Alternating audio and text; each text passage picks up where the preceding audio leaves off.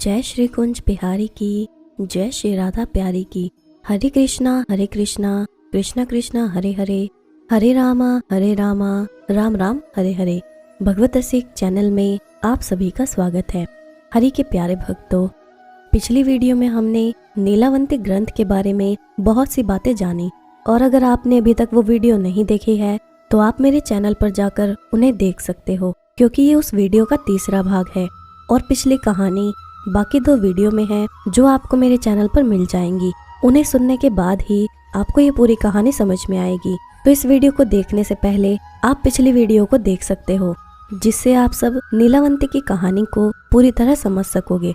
पिछली वीडियो में हमने जाना था कि राव साहेब, जो कि अपने पुरखों का खजाना ढूंढने के लिए एक मांत्रिक को अपने घर बुलाता है, और फिर वो दोनों नीलावंती किताब को ढूंढने के लिए जंगल में जाते हैं, पर वो एक गुफा में गिर जाते हैं। और क्योंकि उनके अंदर अब आगे बढ़ने की शक्ति नहीं थी, इसलिए वो उस गुफा में ही रात गुजारने का निश्चय करते हैं। पर जैसे ही उन दोनों की आंख लगती है, तभी राव साहिब को कहीं से पायल की आवाज सुनाई देती है। पहले उसने सोचा कि ये उसका वहम होगा, कभी कभी थकान की वजह से भी दिमाग भ्रम पैदा करने लग जाता है। पर फिर से वैसी ही आवाज आई, और अब की बार बाबू की भी आंख खुल गई और वो उठकर बैठ गया। राव साहिब को पहले से उठा देखकर बाबू जान गया कि उस अकेले को ही वो आवाज सुनाई नहीं दी। फिर से पायल की आवाज आई, इस बार ज्यादा तेज। दोनों को डर तो बहुत ज्यादा लग रहा था, लेकिन उसका सामना करने के अलावा उन दोनों के पास कोई भी रास्ता नहीं था। एक दूसरे का हाथ थामे हुए दोनों गुफा से बाहर निकले और देखने लगे कि आवाज कहाँ से आ रही है। थोड़ी देर बाद फिर से आवाज आई। वो किसी गुफा से आ रही थी, पर कौन सी ये पता नहीं चल रहा था। बाबू ने मशाल जलाई और वे दोनों हर एक गुफा के मुंह पर जाकर सुनते हैं कि आवाज कहाँ से आ रही है। सभी गुफाओं के मुंह एक दूसरे से सटे हुए थे। वे जैसे ही 13वीं गुफा के पास पहुंचे तो आवाज ज्यादा ही तेज हो गई। वे दबे पांव गुफा के अंदर जाने लगे। डर आवाज से ज्यादा बढ़ने लगा था। बाबू का पहले का डरपोक स्वभाव फिर से उभर गया और उसके पांव थर-थर कांपने लगे। वे गुफा के काफी अंदर चले गए थे, लेकिन जितना वे आगे जाते आवाज उतनी ही अंदर से आती हुई लगती थी। तभी बहुत दूर कहीं एक टिमटिमाती रोशनी दिखाई दी, बिल्कुल बाबू के हाथ की मशाल जैसी। वे धीरे धीरे उस ओर आगे बढ़ने लगे। वो रोशनी गुफा के अंदर बनी और एक गुफा के अंदर से आ रही थी। वे उस छोटी गुफा के मुहाने तक पहुंच गए और जैसे ही अंदर का दृश्य देखा तो दंग रह गए। एक किशोर वयन लड़का, जिसके हाथ में एक लाठी थी जिसमें घुंघरू बंधे हुए थे, वो अपनी लाठी जमीन पर मार रहा था। उससे पायल जैसी आवाज निकल रही थी। उसके आसपास जंगल के हर एक जानवर का एक एक प्रतिनिधि उपस्थित था, जैसे उन सब की सभा हो रही हो और वो लड़का उनका नेतृत्व कर रहा हो। वो लड़का प्रत्येक जानवर से बात कर रहा था। बाबू और राव साहिब समझ गए कि ये वही लड़का है जिसकी तलाश वो कर रहे हैं, मतलब बांजिद। गुफा में शेर, भेड़िया, लोमड़ी, लक्कड़बग्गा, हिरन, मोर, सांप, बिच्छू, इस प्रकार के कई जंगली पशु थे, जंगल में जिनका आपस में बैर होता था। वे जानवर भी एक दूसरे के पास बैठे हुए थे। बाबू और राव साहेब हैरान हो गए। ये सोच रहे थे कि अंदर कैसे जाएं। कहीं किसी जानवर ने हमला कर दिया तो वो गुफा के अंदर तो आ गए, लेकिन आगे नहीं बढ़े। तभी उस लड़के की नजर उन पर पड़ी। उसने अपना सिर हिलाकर उनको पास आने के लिए कहा। बाबू और राव साहेब दोनों भी उसके पास चले गए। उस लड़के का चेहरा इतना आकर्षक था कि ना बाबू ने और ना ही राव साहेब ने इतना खूबसूरत इंसान अपनी पूरी जिंदगी में देखा था। उसने सिर्फ एक धोती पहनी हुई थी। उसका बदन बेहद गठीला था, पुष्ट भुजाएं थी, लंबे बाल कंधे पर झूल रहे थे, और मुस्कान के तो क्या कहने। कोई इंसान ही क्या, जानवर भी उस मुस्कान का कायल हो जाता। उसके चेहरे पर एक अजीब सी शांति थी जो उन्होंने किसी के चेहरे पर नहीं देखी थी। संसार के सभी सुविधाओं से दूर सिर्फ इन जानवरों के बीच रहकर भी वो इतना खुश दिखता था जितना खुश संसार का सबसे अमीर इंसान भी नहीं होता।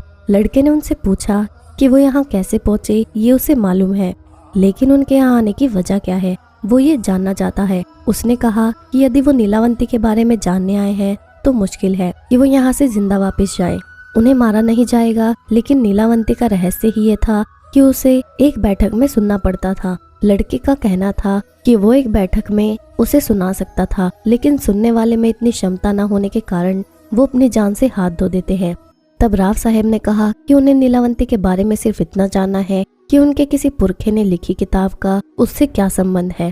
उनकी जानवरों की भाषा समझने में कोई रुचि नहीं है। और अपने खानदानी खजाने, बाबू से मुलाकात और उस गुफा तक पहुंचने की पूरी कहानी उसे बताई। तब लड़के ने कहा, मेरा कोई नाम नहीं है, मैंने यहाँ आने वाले लोगों के मुंह से ही सुना है कि लोग मुझे बांजित के नाम से जानते हैं। लोग समझते हैं कि मैं जानवरों की भाषा जानता हूँ। ये नीलावंती की वजह से है, लेकिन मैंने उस ग्रंथ को पढ़कर जानवरों की भाषा नहीं सीखी। खुद रुद्र गणिका नीलावंती ने मुझे ये भाषा सिखाई है। तब बाबू और राज साहिब ने कहा कि क्या नीलावंती स्त्री थी? ये हमें नहीं पता था। हमने सिर्फ इतना ही सुना है कि नीलावंती नाम का एक ग्रंथ है जिसे पढ़ने से जानवरों की भाषा समझती है। तब बांजित ने कहा कि आप नीलावंती के बारे में क्यों जानना चाहते हैं, जरा बताइए।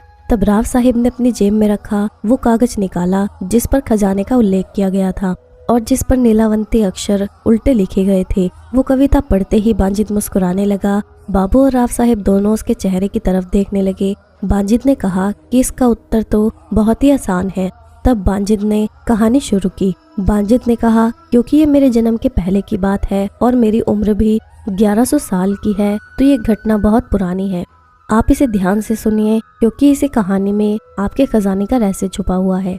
पहले के लोग बहुत ही अक्लमंद थे। वो जानते थे कि मनुष्य प्रकृति के साथ इतना एक रूप नहीं हो पाता जितना पशु, पक्षी और पेड़ पौधे होते हैं। इससे वो इस सृष्टि में अपना वजूद बनाए रखते हैं। वो प्रकृति के नियमों के बारे में हमसे बहुत ज्यादा जानते हैं। सोचिए, हजारों पक्षी बिना किसी दिशा दर्शक के एक जगह से दूसरी जगह जाते हैं। प्रत्येक वर्ष वो कैसे ये कर पाते हैं? प्रकृति की अपनी भाषा है जिससे वो हमसे संवाद करती है। मनुष्य को भी वो भाषा समझती थी, लेकिन फिर जैसे जैसे मनुष्य यंत्रों की सहायता लेने लगा तो उसे प्रकृति के साथ संवाद करने की आवश्यकता कम लगने लगी। जिन लोगों को अब भी प्रकृति के रहस्य जानने थे, उनके लिए उसका एकमात्र जरिया था जानवर, जिनसे बात करके वो उन रहस्यों को उजागर कर सकता था। तो हमेशा से ही वो जानवरों की भाषा सीखने की कोशिश में लगा हुआ था। हालांकि कामयाब कोई विरला ही होता था, वो भी एक हाथ जानवर की भाषा में, परंतु इतना काफी नहीं था। फिर किसी ने जाना कि बच्चे का जन्म हो जाने के बाद यदि उसको पहली बार पिलाए जाने वाला पानी जंगल में रखकर सभी पशु पक्षी जानवर पी लेते तो उसका एक घूंट बच्चे को उन सभी जानवरों की भाषा का ज्ञानी बनाएगा जिन्होंने वो पानी पिया है। जिनसे ये बात खोजी गई थी वो मनुष्य था, नीलावंती का पिता। जब नीलावंती पैदा हुई थी उसके 3 दिन पहले उसके पिता ने जंगल में एक बर्तन में पानी भरकर रखा। उन 3 दिनों में जंगल के लगभग सभी जानवरों का मुंह उस पानी को लग गया था। नीलावंती के पैदा होने के तुरंत बाद उसको वो पानी पिलाया गया। उसका प्रभाव ये हुआ कि वो चिड़िया, चींटी, कौवे, कुत्ते ऐसे बहुत से जानवरों की भाषा समझने लगी। वो जानवरों की भाषा समझती थी तो उनको उन्हीं की भाषा में उत्तर देती थी। लेकिन जब गांव के लोगों ने ये सुना कि छोटी सी लड़की के मुंह से इंसानी भाषा से पहले जानवरों की आवाजें निकल रही हैं, तो उन्होंने उसके पिता से कहा कि ये लड़की शापित है, इससे गांव पर कोई संकट आ सकता है, तुम इसे जिंदा नहीं रख सकते। नीलावंती के पिता ने गांव वालों को समझाया कि ये सिर्फ उसके किए हुए प्रयोग का नतीजा है, पर किसी ने उसकी एक ना सुनी। पंचायत बिठाई गई और सभी ने एक मत से निर्णय किया कि ऐसी लड़की जो जानवरों की आवाजें निकालती हो उसे जीने का कोई अधिकार नहीं है। हो सकता है उसके माध्यम से जंगली सांप, बिच्छू गांव में आ सकते हैं और हमारे बच्चों को नुकसान पहुंचा सकते हैं। उससे पहले ही यदि इस लड़की को मार दिया जाए तो उसकी नौबत ही नहीं आएगी। नीलावंती के पिता ने यह प्रयोग इसलिए किया था कि उसे पशुओं की अद्भुत दुनिया का रहस्य समझने थे कि कैसे भूकंप, उल्कापात, बाढ़ या बारिश का प्रमाण और समय, इसका पता इन जानवरों को पहले से चल पाता है। यदि इनसे ये बात जान ली जाए तो हम भी मनुष्यों की कितने संकटों से रक्षा कर सकते हैं। जब पंचायत के निर्णय का पता नीलावंती के माता पिता को चला तो उनके पैरों तले जमीन ही खिसक गई। नीलावंती की माँ ने कहा कि हमें कैसे भी करके इस लड़की को बचाना चाहिए। जिन पशुओं की भाषा जानने की वजह से इसकी जान खतरे में पड़ गई है, अब वे ही इसकी रक्षा करेंगे। सिर्फ 12 दिन की नीलावंती को लेकर उसके माता पिता जंगल की ओर भागे और उसे लेकर वहीं रहने लगे। नीलावंती को भी जंगल बहुत पसंद आया और जंगल के जानवरों को भी नीलावंती भा गई। सभी जानवर जिनकी नीलावंती भाषा बोलती थी वे नीलावंती से बहुत प्यार करते थे। जिनकी भाषा नहीं आती थी उनकी भाषा नीलावंती सहवास से सीख गई। 2 साल की होने तक तो नीलावंती जंगल के किसी भी जीव की भाषा बोल और समझ रही थी और साथ ही अपने माता पिता के साथ मनुष्य की भाषा में भी बोल रही थी। उसके पिता का जो सपना था वो साकार हो चुका था। उन्हें ऐसे ऐसे रहस्य नीलावंती के माध्यम से पता चल रहे थे जो कभी कानों से भी नहीं सुने थे। नीलावंती को कई बार जानवर या सांप कहीं दबे हुए खजाने के बारे में बता देते थे, तो नीलावंती के पिता जाकर उस जगह से वो खजाना लाते और उससे कई गरीबों की गुप्त रूप से मदद करते थे। ऐसे ही 16 साल निकल गए। अब नीलावंती एक बहुत ही सुंदर किशोरी में बदल गई थी। एक बार की बात है, जब 4-5 लुटेरे कहीं से नीलावंती के पिता का पीछा करते हुए उस जंगल में पहुंच गए। नीलावंती और उसके परिवार को जीने के लिए जो भी आवश्यक था वो उस जंगल से मिल जाता था। थोड़ा बहुत खर्चा सिर्फ कपड़ों पर ही होता था, तो बहुत सा खजाना उसकी गुफा में पड़ा हुआ था। लुटेरों ने जब वो देखा तो उनकी आंखें चुंधिया आ गई। बहुत सारा खजाना बिना किसी मेहनत के मिल गया, ये उनके लिए बहुत बड़ी खुशी की बात थी। नीलावंती के उपस्थित रहते कोई भी उस गुफा की तरफ नहीं आ सकता था, क्योंकि जंगल के सभी जानवर उसकी रक्षा करते थे और उनसे उसे कहीं की भी घटना का पता चल जाता था। लुटेरों ने खजाना छीनने के लिए नीलावंती के माता पिता को मार डाला। हालांकि ये घटना एक चील के माध्यम से नीलावंती को तुरंत पता चल गई, मगर उसे आने में थोड़ी देर हो गई। वो पहुंची तब तक लुटेरे जा चुके थे, मगर ज्यादा दूर नहीं जा सके। नीलावंती ने जानवरों को संदेश भेजा कि कोई भी जिंदा जंगल से बाहर नहीं निकल पाए। लुटेरे जंगल से नहीं निकल पाए। रास्ते में ही हाथियों के झुंड ने उन्हें कुचल डाला। पर इस घटना ने नीलावंती को बहुत आहत किया। उसके हृदय को बड़ी चोट पहुंची। उसके पिता बहुत ही साधु स्वभाव के इंसान थे। उन्होंने कभी भी किसी का बुरा नहीं चाहा था। अब तक तो जंगल के पशु ही नीलावंती के सब कुछ थे। उन्हीं के लिए जीना और उन्हीं के लिए मरना, यही नीलावंती के जीवन का उद्देश्य हो गया था। लेकिन उसके माता पिता की हत्या के साथ उसको एक और उद्देश्य हो गया, समाज के बुरे लोगों का नाश करना। इसके लिए जरूरी था कि वो खुद भी मौत से बच सके। उसने जानवरों से पूछकर संजीवनी बूटी का पता लगाया, जिसके खाने से मनुष्य मौत को टाल सकता है। जब उसने वो बूटी खाई तो वो भी मृत्यु के भय से रहित हो गई। उसने अनेक ऐसे लोगों को मौत के घाट उतार दिया जिनसे समाज को खतरा था, और अपने पिता के जैसे बहुत से लोगों की मदद भी की। उसकी अमरता, जानवरों की भाषा समझने की उसकी अद्भुत शक्ति, इससे उसकी गणना कुमांडों में होने लगी। कुमांड वो लोग होते हैं जिनमें अद्भुत शक्तियाँ होती हैं। उन्हें भगवान शिव के गणों में भी गिना जाता है। एक दिन की बात है, एक तरुण व्यापारी जंगल के रास्ते से कहीं जा रहा था। वो बैलगाड़ी में अपना माल एक गांव से दूसरे गांव जाकर बेचता था। वो पहले कभी भी इस रास्ते से नहीं गया था, इसलिए उसे ये पता नहीं था कि जंगल में किसी अपरिचित का आना प्रतिबंधित है, क्योंकि नीलावंती के माता पिता की हत्या के बाद से जंगल के पशु नीलावंती की सुरक्षा की बहुत चिंता करते थे। वो किसी को भी जंगल में घुसने नहीं देते थे। मगर वो व्यापारी तो अंदर आ गया था। भेड़ियों ने उसकी बैलगाड़ी का पीछा शुरू किया।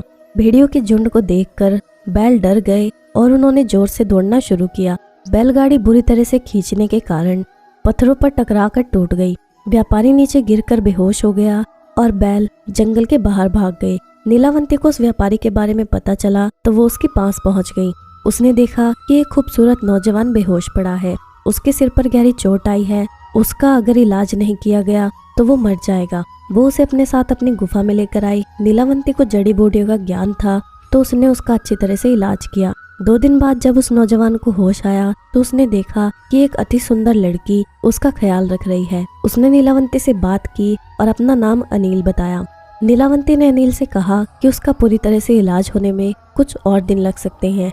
उन कुछ दिनों में अनिल को नीलावंती से प्यार हो गया। कुछ ही दिनों में अनिल पूरी तरह से ठीक हो गया। उसने अपने मन की बात नीलावंती को बता दी।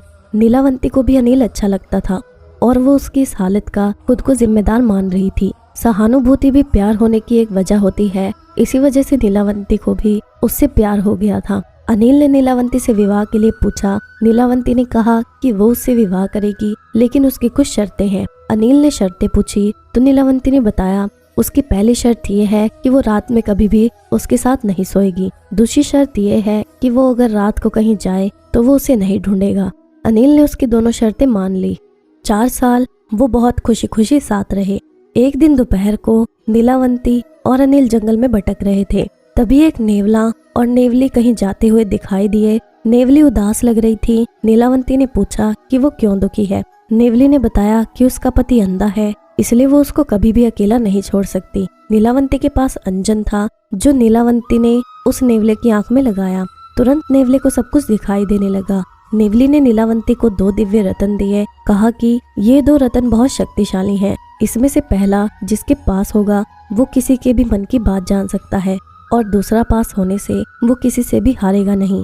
नीलावंती का पति अनिल दूर से सब कुछ देख रहा था। जब उसने नीलावंती से पूछा तो नीलावंती ने भोलेपन से बता दिया, मगर सिर्फ एक मणि के बारे में जिससे कभी हारा नहीं जा सकता। दूसरे मणि के बारे में उसने कुछ नहीं बताया। इसलिए नहीं कि उसका अनिल के ऊपर विश्वास नहीं था, बल्कि वो उस मणि की परीक्षा लेना चाहती थी।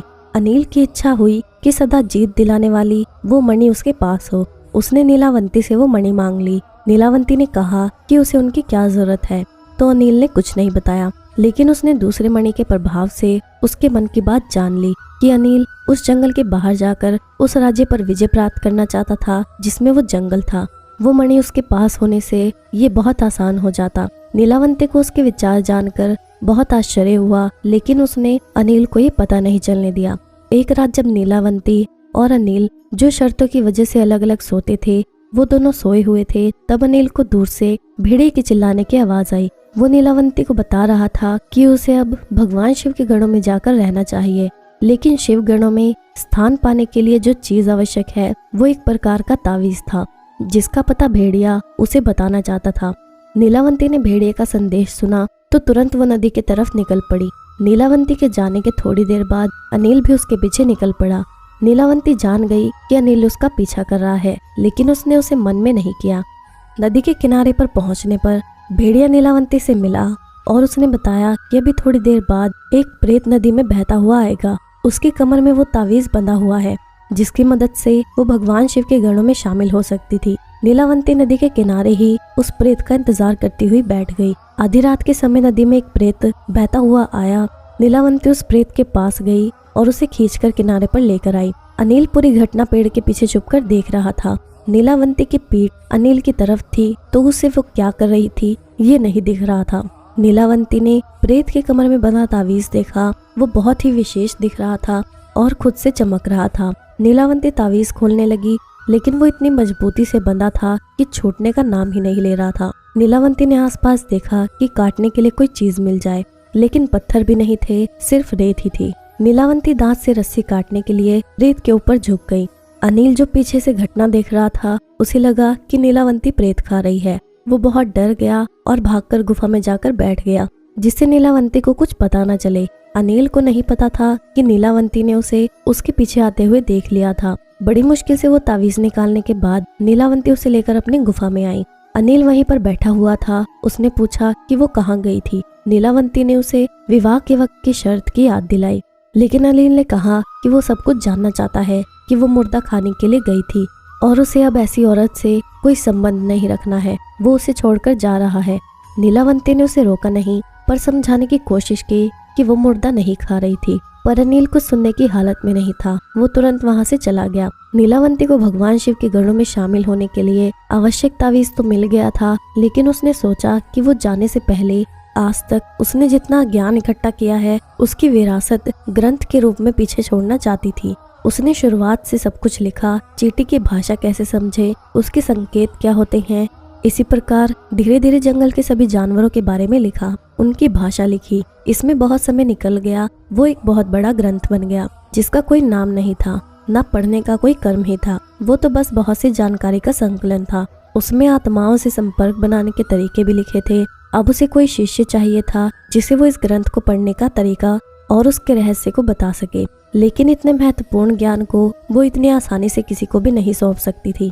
वो हर दिन इसी तलाश में होती कि कोई ऐसा उसे मिल जाए जिसे ये ज्ञान सीखना तो हो, लेकिन वो इसका गलत इस्तेमाल ना करे। एक दिन जब वो जंगल में रोज की तरह घूम रही थी, तब उसे मैं मिल गया। मुझे किसी कुंवारी माँ ने लोक लज्जा के डर से जंगल में छोड़ दिया था।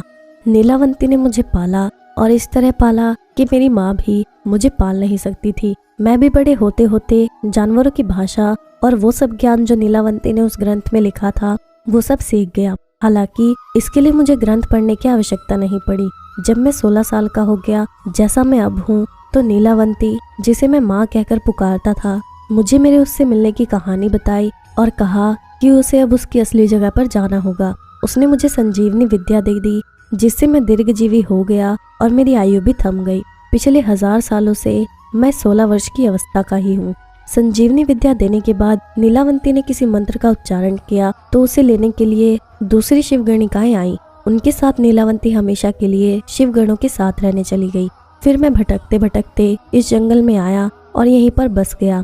तब से मैं यहीं रहता हूँ और इस जंगल की रक्षा करता हूँ। बाजिद ने पूरी कहानी कही, पर बाबू ने कहा कि तुमने हमारे प्रश्न का उत्तर नहीं दिया।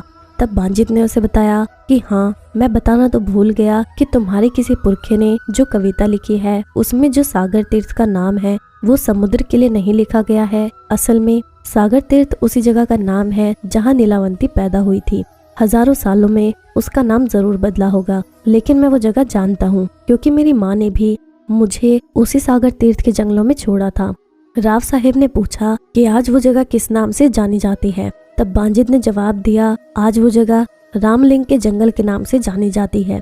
तब बाबू ने बताया, मुझे वो जगह पता है, महाराष्ट्र के मराठवाड़ा प्रांत का बहुत ही प्रसिद्ध तीर्थ स्थल है। बाजिद ने फिर दोनों को अपनी आंखें बंद करने को कहा और पलक झपकते ही उसी वेताल की मूर्ति के पास छोड़ दिया जहाँ से बाबू और राव साहेब ने जंगल में प्रवेश किया था। बाबू और राव साहेब ने आंखें खोली तो सामने वही वेताल की मूर्ति थी जिससे आगे जंगल में रास्ता जाता था। उन्होंने अपने पीछे की आवाज सुनी तो वो गडरिया वहाँ पर भेड़े चरा रहा था और उनसे कह रहा था, मेरी मानो तो यहाँ से वापस चले जाओ, यहाँ से कोई जिंदा वापस नहीं आया है। उनको यकीन नहीं हुआ कि इतना सब कुछ घट गया था, लेकिन समय अब भी वहीं का वहीं था। तो ये सच था, नीलावंती से समय पर काबू किया जा सकता है, लेकिन नीलावंती कहाँ है ये तो किसी को भी नहीं पता।